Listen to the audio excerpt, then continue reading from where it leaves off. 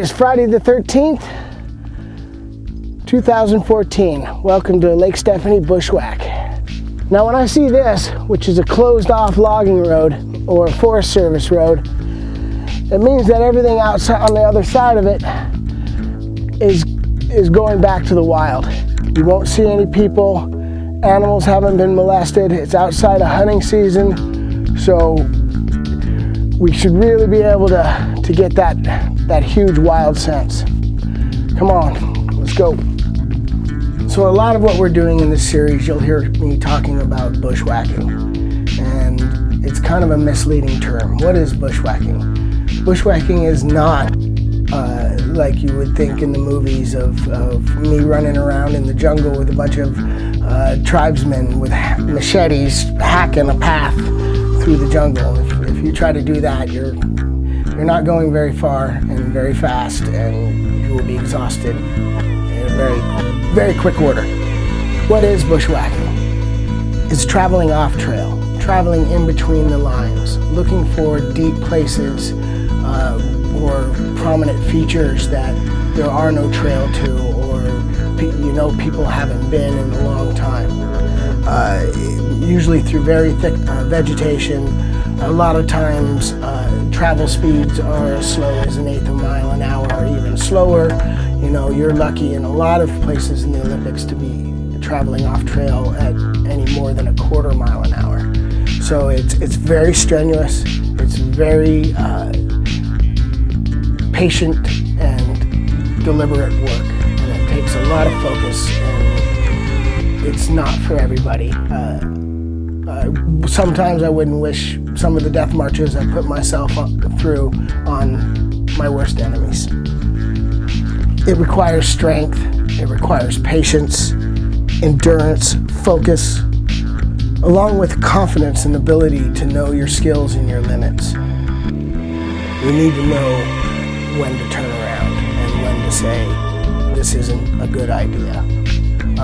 That's how you keep yourself out of being in a rescue situation. So we're no more than, 100 meters inside this road from where our cars are parked, and we're encountering our first bear scat.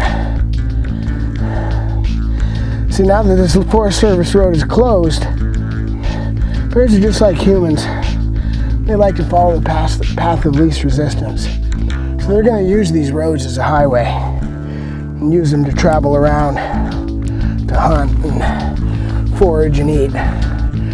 So it's important to remember right away that to be bear aware. Keep your eyes open, your ears open,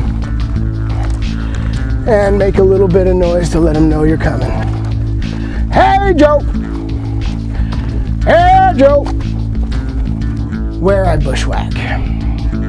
I bushwhack rivers, creeks, mountains, deep forests.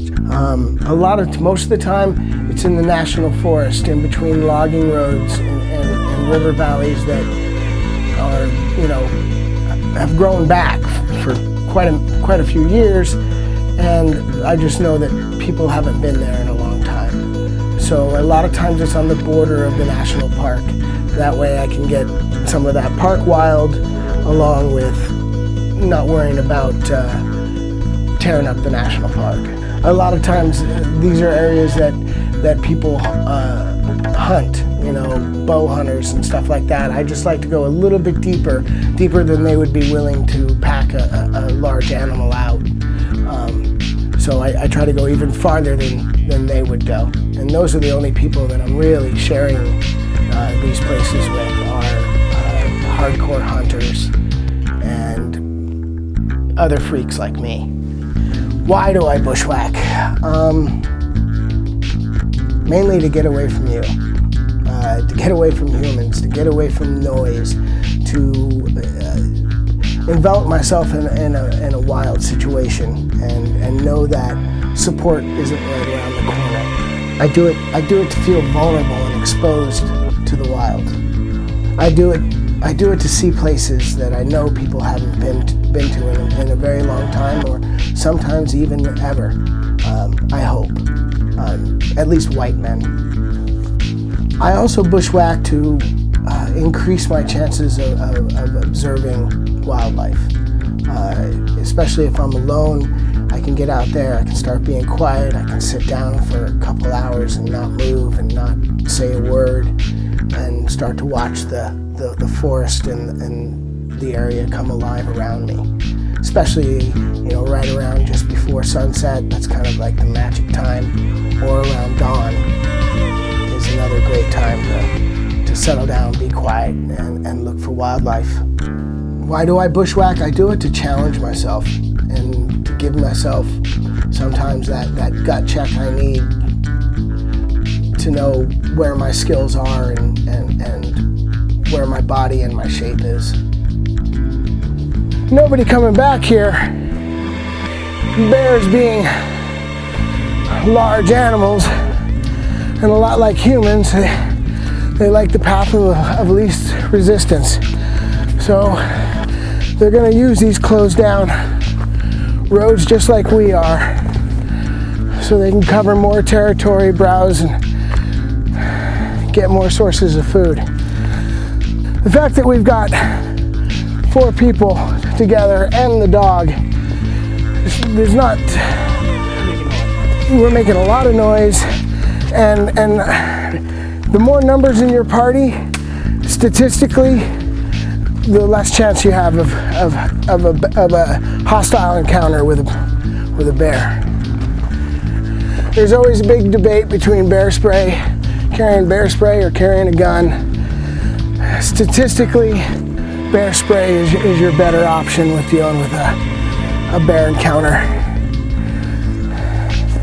There's a joke that was told to me when I got to Alaska, and so the fishing guide has his clients with him, and one of the clients points out, he says, "Is that a 44 Magnum you're carrying? Is that for the bears?" He goes, "Oh yeah, it is. Got to carry at least a 44. And he goes, "Well, why did you shave the barrel? Why did you shave the sight smooth on the barrel?" He goes, "Oh, because that'll be a lot less painful when the bear shoves it up my ass."